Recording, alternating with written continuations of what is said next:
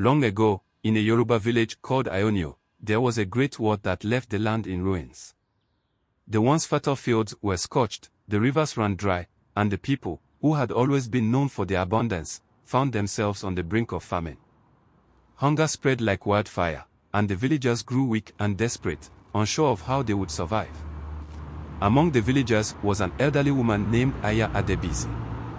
She was known for her wisdom and deep connection with the spirits of the land. The people often turned to her for guidance, and even in these dire times, they looked to her for hope.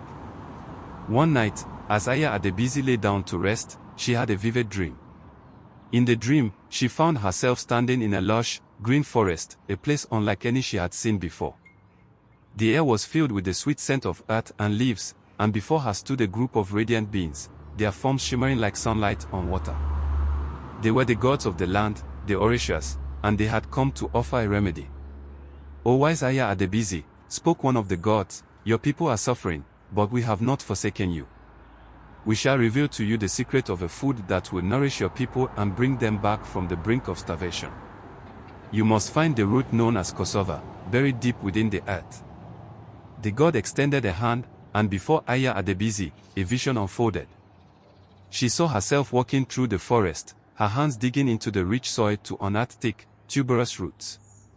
The gods showed her how to harvest the cassava, peel it, and grate it into fine, white shreds. They revealed the final step: to press out the poisonous juice, dry the shreds over a slow fire, and transform them into golden flakes that the people could eat. "This food," the gods said, "shall be called Garri. It will sustain your people not only in these troubled times but for generations to come, even into the distant future." Iya Adebisi awoke with a start, her heart filled with a sense of urgency and hope. She immediately gathered the villagers and recounted her dream. Though weary and weak, they trusted Iya Adebisi and followed her into the forest. Just as the gods had shown her, Iya Adebisi led them to a hidden grove, where they discovered the cassava roots. The villagers worked tirelessly, digging up the roots, peeling, grating, and pressing them as the wise woman had instructed.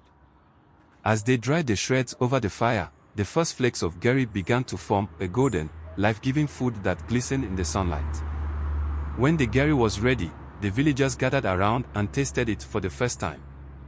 It was crisp, light, and satisfying. As they ate, they felt their strength returning, their spirits lifting. The famine that had gripped Ayonio began to ease, and the village slowly came back to life. Word of this miraculous food spread far and wide, and soon other villages came to Ayonio to learn the secret of Garri. The food became a staple across Yoruba land, cherished for its simplicity, its long shelf life, and its ability to sustain even the most weary of souls. Generations passed, and the story of Iya Adebisi and the gift of Garri was passed down from parent to child. Even as the centuries rolled on, Garri remained a vital part of life in Yoruba culture. It fed travelers on long journeys, sustained students in their studies, and brought families together at meal times. Now, in the 24th century, Garri is still as cherished as it was in the days of Iya Adebisi. It is a symbol of resilience, a reminder of how the gods once blessed a village in its time of need, and how that blessing has continued to nourish the people for hundreds of years. The story of Garri is a testament to the power of faith, the wisdom of the elders, and the enduring gift of the gods.